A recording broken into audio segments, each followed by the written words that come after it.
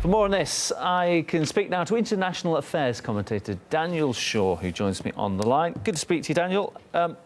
First of all, timing. I'm just wondering, plenty of opportunities. Why make the decision now to leave UNESCO? The United States has always stood with Israel and backed Israel. We really can't understand Israel's place in international affairs without understanding the U.S.'s backing of Israel. They've given a $38 billion aid package to Israel, the largest package of its kind in U.S. history.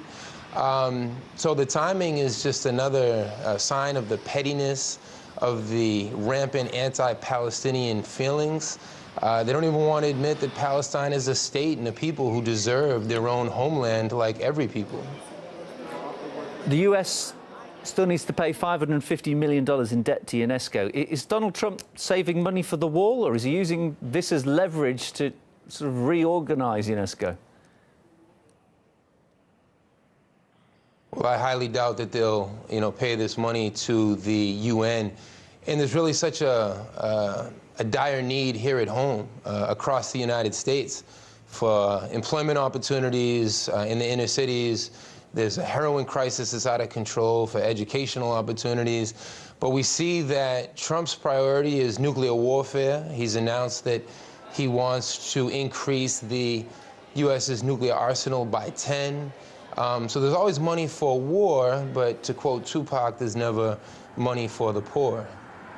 Now, there's an allegation of anti-Israel bias. That's what the US has used as its grounds for leaving UNESCO.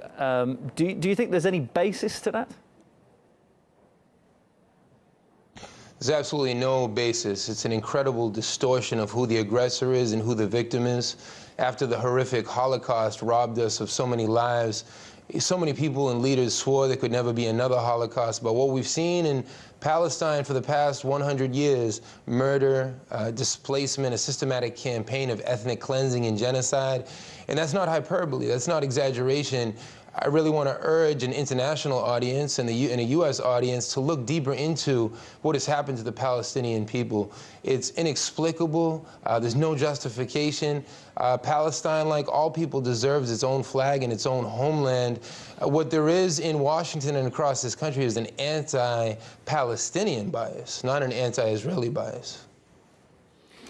Donald Trump is his own man. He pledges to do things, and some of these he carries through. He's withdrawn from the Paris Climate Agreement. Now UNESCO potentially is going to back out of the Iran nuclear deal. That's all very good of him sort of standing up for the things he said he'd do. But will it give him a reputation as being an unreliable partner when it comes to business? Well, he's proving to be the warmonger that we knew he was, and a racist. He is trying to make good on some of these problems to isolate America more. Withdrawing from the Iran deal shows that the U.S. again is the aggressor. All of the UN parties and the inspectors have said that Iran has complied as they were supposed to. But going back to the nature of politics here in the U.S., it's not just Trump that's pro-Israel. It's all 100 senators signed on to a letter saying that there was an anti-Israeli bias here in the country. So this entire political system through and through has always been pro-Zionist or pro-Israel and anti-Palestinian.